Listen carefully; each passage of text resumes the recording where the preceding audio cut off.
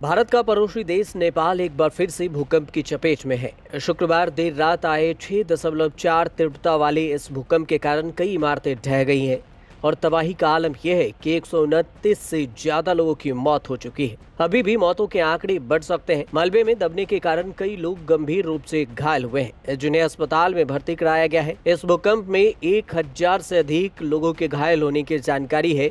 नेपाल सरकार के मुताबिक राहत और बचाव कार्य भी जारी है। बताया जा रहा है कि भूकंप के कारण ज्यादातर लोगों की मौत रकुम पश्चिम और जाजरकोट में हुई है।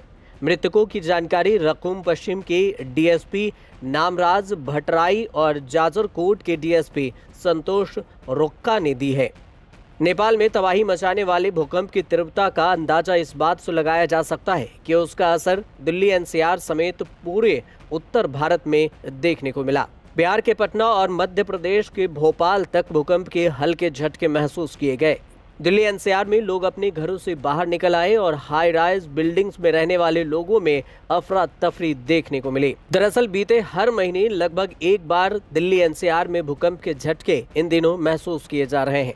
नेपाल के भूकंप में कुल मरने वालों की संख्या 129 है। रकुम पश्चिम में कम से कम 36 लोगों की मौत की पुष्टि की गई है और मरने वालों की संख्या और भी बढ़ने की आशंका जताई गई है। सुबह 5 बजे के आसपास यह जानकारी दी गई कि नेपाल में भूकंप के झटके महसूस किए गए, जिसमें 129 लोगों की मौत हो गई। नेपाल में पिछले कुछ महीनों के अंदर भूकंप की घटनाओं में बढ़ोतरी देखी गई है। पिछले महीने की 22 अक्टूबर को आए भूकंप का केंद्र भी नेपाल ही था। नेपाल में भूकंप के 4 झटके लगे थे।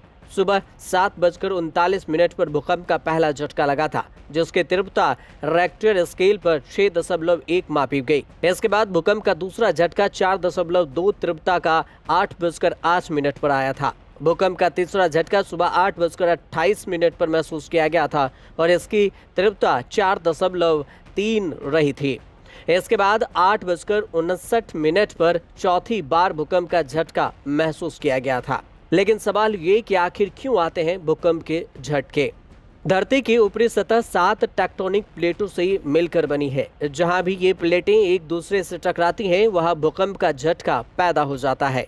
भूकंप तब आता है जब इन प्लेट्स एक दूसरे के क्षेत्र में घुसने की कोशिश करते हैं। प्लेट्स एक दूसरे से रगड़ खाती है, उससे अपार ऊर्जा निकलती है और इसी फ्रिक्शन से ऊपर की धरती डोलने लगती है। कई बार धरती फट भी जाती है। कई बार हफ्तों तो कई बार महीनों तक ये ऊर्जा रह रहकर बाहर निकलती है और भूकंप आते हैं। इन्हें आफ्टर शॉक भी कहते हैं।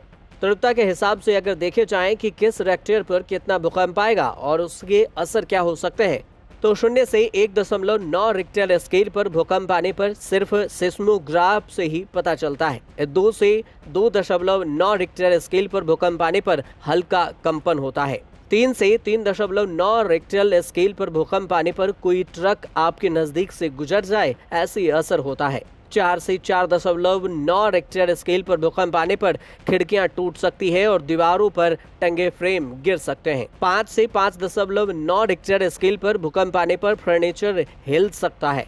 6 से 6.9 रिक्टर स्केल पर भूकंप आने पर इमारतों की नींव दरक सकती है और ऊपरी मंजिलों को नुकसान हो सकता है। लेकिन इस बार जो भूकंप नेपाल में मापी गई है, उसकी तीव्रता 6.4 बताई जा रही है।